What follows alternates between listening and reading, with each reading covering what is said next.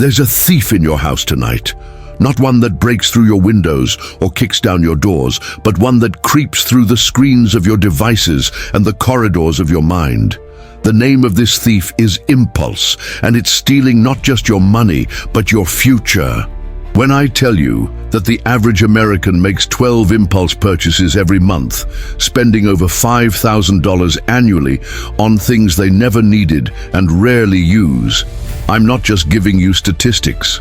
I'm revealing the invisible chains that are keeping you bound to a cycle of want, purchase, and regret. But today, right now, I want to introduce you to an ancient wisdom that's been saving modern wallets, a wisdom that understands the power of the pause between desire and action, a wisdom that recognizes that your freedom lies not in what you can afford to buy, but in what you have the strength to resist. Before we dive deeper into this transformation, hit that subscribe button and ring that notification bell to join our community of intentional livers, people who are breaking the chains of consumption and building lives of purpose. Now let me show you how one simple rule can transform your financial destiny: the psychology of want. Let me tell you something about desire. It's not just a feeling, it's a chemical reaction happening in your brain right now. When that advertisement flashes across your screen, when that store window catches your eye, your brain is flooded with dopamine that says, "Get it now." The marketers of this world have weaponized your brain's reward system against you. They've studied the pathways of your mind more than you have. They know that the wanting is more powerful than the having. You see, there's something scientists call the hedonic treadmill, a fancy term for a simple truth. No matter how much stuff you accumulate, you will never be satisfied. You buy the thing, you feel the rush, and then what happens? The feeling fades, and you're right back where you started, looking for the next thing to fill the void. Digital shopping has removed all natural friction from the purchasing process. One click, one swipe, no time to think, no time to question. No time to ask yourself, do I need this or am I being manipulated? And these companies are masters at creating what I call manufactured emergencies. Limited time offer, only 3 left, sale ends midnight. But I need to ask you something. What's the real emergency here? Is it that the sale is ending, or is it that your bank account is draining while your soul remains empty? The psychologists have discovered something profound: the gap between wanting and liking. You might want something with desperate intensity, but the actual enjoyment you get from possessing it is just a fraction of what you anticipated. The anticipation almost always exceeds the realization. And that, my friend, is why we need the sacred power of the pause. The origins of the 24/72-hour rule. This wisdom I'm sharing with you today isn't new, it's ancient. But sometimes the oldest medicines are the most potent. Let me take you back nearly 2,000 years to the wisdom of the Stoics. These weren't just philosophers sitting in ivory towers. These were men and women who understood the battlefield of the human mind. There's beautiful irony in the story of Seneca, a man who preached moderation while struggling with his attraction to luxury. Even as he wrote about the virtues of simplicity, he lived in opulence. His life is a mirror reflecting our own contradictions. A man who knew what was right, but still wrestled with desire. Doesn't that sound familiar? Marcus Aurelius, the emperor who ruled the known world, practiced what he called impression management. Before acting on any impulse, he would examine it. He would question it. He would ask, is this impression true? Is this desire necessary? Is this action beneficial? He understood that between stimulus and response lies a sacred space, and in that space lives our freedom. The Stoics had a practice they called prosoche, a type of attention that watches the movements of your own mind. They knew that to control your actions, you must first become aware of your thoughts. Before you can master your spending, you must become the witness to your wanting. But this wisdom isn't confined to one tradition. Across cultures and centuries, the wisest among us have discovered this same truth.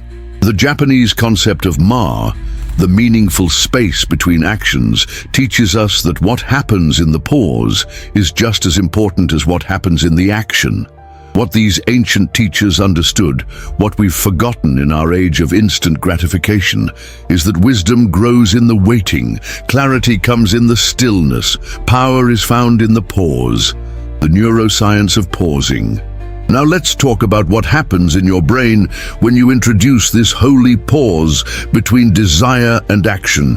This isn't just philosophy, this is biology, this is the science of transformation. When that impulse hits you, when that desire rises up, it's your limbic system, your emotional brain that's firing. It's saying, I want it, I need it, give it to me now. But when you pause, when you say, not yet, I'll wait 24 hours, I'll wait 72 hours, something miraculous happens. You activate your prefrontal cortex, your rational brain, the part of you that can see beyond the moment. During impulse buying, your attention narrows. You focus on that one thing to the exclusion of everything else. Your bills, forgotten. Your goals, invisible. Your future, sacrificed on the altar of now. But that pause, that sacred space of 24 to 72 hours, it widens your perspective. Suddenly, you can see again. You can remember why you're saving. You can reconnect with your deeper purpose. The research on temporal distance is profound. When you're making decisions in the heat of the moment, you value immediate gratification. But when you project yourself into the future, when you ask, will my future self thank me for this purchase? Your values shift, your priorities realign. You begin to make decisions not for the person you are today, but for the person you're becoming. And let me tell you about decision fatigue. The more choices you make throughout your day, the weaker your willpower becomes. By evening, your resistance is depleted. That's why you find yourself scrolling through shopping sites at night, making purchases you'd never make in the morning. The 24-72-hour rule creates a shield around your vulnerable moments. It says, you can decide later when your strength has returned. This isn't just about money, this is about reclaiming the neural pathways of your mind. This is about rewiring your brain for wisdom instead of impulsiveness. This is about building a different kind of life, one decision at a time. Implementing the rule, the scaled approach. I'm not here just to inspire you, I'm here to equip you. Knowledge without application is just information, but knowledge with action becomes transformation. The 24-72-hour rule isn't a one-size-fits-all prescription. It's a principle that must be tailored to your life. That's why I want to introduce you to what I call the purchase pyramid, a scaled approach that adjusts your waiting period based on the cost and impact of what you're considering buying. For small purchases, things that cost less than 1% of your monthly income, maybe you wait 24 hours. For medium purchases, 2% to 5% of your monthly income, you extend that pause to 48 hours. And for those major purchases, anything above 5%, you give yourself the full 72 hours or even a week to decide. Your waiting period should match the financial weight of the decision. But how do you enforce this discipline? You need both digital tools and physical reminders. Some people use apps that block shopping sites during vulnerable hours. Others create a waiting wallet where they place their credit cards for the duration of the pause. Some write their financial goals on sticky notes and place them on their computer screens. You need to create environmental triggers that prompt this rule automatically. Maybe it's a question written on your credit card. Have you waited? Perhaps it's an alarm on your phone that reminds you, no purchases without pausing. The key is to make this rule unavoidable in your moments of weakness. The RT of desire tracking will become your new practice. Keep a want list with timestamps. Write down what you want, when the desire hit you, and then set a date to reconsider. When that date arrives, ask yourself, do I still want this, or was it just a momentary impulse? You'll be shocked how many desires simply evaporate during the waiting period. And what about genuine emergencies versus manufactured urgencies? Learn to distinguish between them. A broken refrigerator that needs immediate replacement, that's real. A limited time offer for a product that's been available for years and will continue to be available, that's manipulation disguised as urgency. This isn't about denying yourself everything. It's about developing the discernment to know what truly deserves your resources. It's about becoming a steward rather than a consumer of your finances. The unexpected benefits. What I'm about to tell you might surprise you. The 24/72-hour rule doesn't just transform your finances, it transforms your entire life. The benefits extend far beyond your wallet. When you practice the power of the pause in your purchasing decisions, that same discipline begins to transfer to your relationships. The next time you feel that surge of anger rising up, that impulse to say something hurtful to someone you love, you'll find yourself automatically inserting that same pause. I'll wait before I respond. I'll give myself time to cool down. The same muscle that helps you resist unnecessary purchases helps you resist unnecessary conflicts. There's an environmental impact to this practice that we rarely discuss. Every product you don't buy represents resources not extracted from the earth, pollution not created, packaging not discarded. Your personal discipline becomes planetary stewardship. Your individual choice becomes collective healing. Let me tell you about the connection between impulse control and career success. The research is clear. People who can delay gratification, who can say no to immediate pleasures for future rewards, consistently rise higher in their professional lives. They save more, invest better, and create greater stability for their families. The same pause that keeps you from buying that unnecessary gadget today helps you invest in the skills that will double your income tomorrow. Here's something counterintuitive. Fewer possessions can lead to greater creativity. When you're not constantly consuming, you start creating. Nature abhors a vacuum, and when you stop filling your life with things, your mind begins filling that space with ideas. That energy once spent on shopping gets redirected to making, building, designing, writing. Your life shifts from passive consumption to active creation. And the research on delayed gratification and life satisfaction reveals a profound truth. The people who can wait, who can exercise patience, who can postpone immediate pleasures, they report higher levels of overall happiness. They experience less stress, less anxiety, less regret. They sleep better at night because they're not worried about credit card bills. They wake up with more energy because they're not burdened by financial stress. This rule isn't just changing your spending habits, it's rewiring your entire approach to living. It's teaching you that the best things in life require patience, discipline, and the wisdom to wait for what truly matters when the rule fails. Now, I wouldn't be honest with you if I pretended this rule works perfectly every time. Let's talk about the struggles, the setbacks, the moments when our discipline falters. Emotional spending is real. Sometimes we're not just buying products. We're trying to buy comfort. We're trying to medicate pain. That new outfit isn't just fabric, it's an attempt to feel confident again. That expensive gadget isn't just technology, it's a desperate reach for excitement in a life that feels monotonous. When you're using shopping to fill an emotional void, a waiting period alone may not be enough.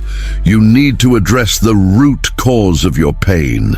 The retailers of this world are adapting to counter your newfound discipline. They're creating more sophisticated urgency tactics. They're personalizing their marketing to target your specific vulnerabilities. They're sending you abandoned cart reminders with additional discounts. They're becoming more persuasive, just as you're becoming more resistant. Scarcity marketing hits us at a primal level. Only 2 left in stock. 90% claimed. These messages trigger ancient survival instincts that can override our rational thinking. When our ancestors heard scarcity, it meant potential starvation. Our brains haven't fully evolved to distinguish between true scarcity and marketing manipulation. And let's be honest, sometimes breaking the rule is beneficial. There are genuine time-limited opportunities. There are authentic moments when acting quickly is the wise choice. The key is discernment, knowing the difference between a real opportunity and a manufactured urgency. When you do break the rule, when you make that impulse purchase despite your best intentions, what then? This is where many people go wrong. They spiral into shame. They abandon their discipline completely because of one setback. But that's not how growth works. Recovery isn't about perfection. It's about getting back on track faster after each failure. Create a recovery ritual for those moments. Perhaps it's returning the unnecessary purchase. Maybe it's balancing it out with an additional deposit to your savings. Or simply writing down what triggered the impulse and what you learned from it. Turn each failure into education instead of condemnation. Remember this, the goal isn't a perfect record. It's progress. It's building a new relationship with consumption, one decision at a time, even when some of those decisions aren't what we hoped they would be. We've been talking about a rule, but what I'm really pointing you toward is a revolution, a complete transformation in how you relate to material goods, to money, to the very concept of ownership. There comes a moment when you must make the journey from consumption to creation. When your identity shifts from being primarily a buyer to being a maker, the energy once spent scrolling through online stores gets redirected toward building something meaningful. Ask yourself, what could I create with the time and money I currently spend consuming what others have made?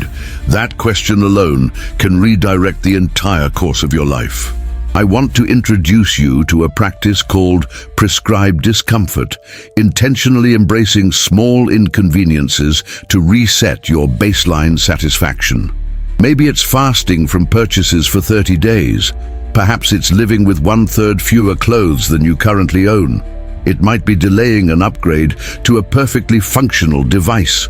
These self-imposed limitations strengthen your capacity for contentment.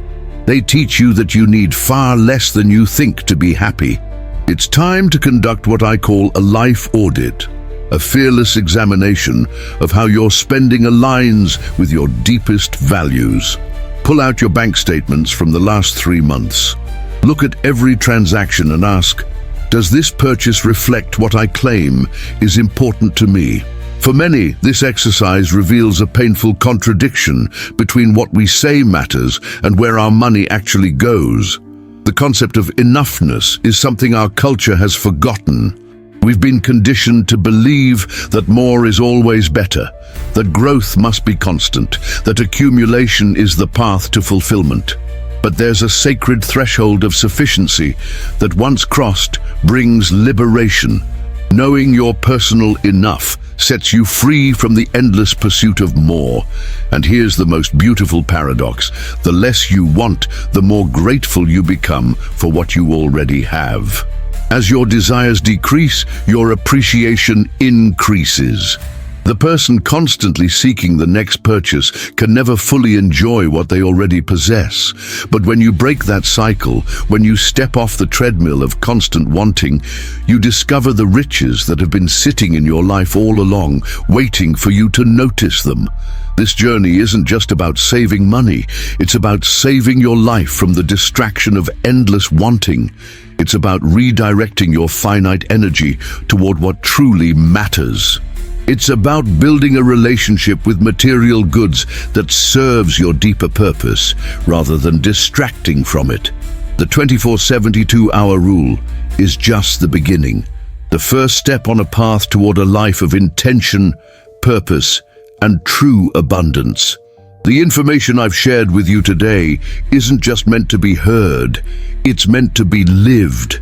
Knowledge without action is like faith without works. It's dead. I've created a free 30-day intentional living journal that walks you step by step through implementing the 24/72-hour rule in your daily life. It includes tracking tools to monitor your desires, reflection prompts to uncover your spending triggers, and daily wisdom to strengthen your resolve. The link is waiting for you in the description below. This isn't just another video you watch and forget. This is an invitation to a different kind of life. A life where you are the master of your desires rather than their slave. A life where your resources, your money, your time, your attention flow toward what truly matters rather than what momentarily glitters. If what I've shared today has stirred something in your spirit, if you felt that inner knowing that says this is what I need, then share this message with someone else who needs to break free from the cycle of impulse spending. Be the vessel that carries this wisdom to another soul still trapped in the prison of constant consumption. Remember this truth that the ancient Stoics knew, that modern psychology confirms, and that your own experience will verify. Your freedom is found not in what you can afford to buy, but in what you have the strength to resist. Your wealth is measured not by what you possess, but by what you no longer desire. The gap between stimulus and response is where your freedom lies. The pause between wanting and acquiring is where your wisdom grows. The space between impulse and action is where your transformation begins. Now is your moment to choose. Will you remain a passive consumer of what others create, or will you become the intentional architect of your financial future? The decision is yours, and it starts right now.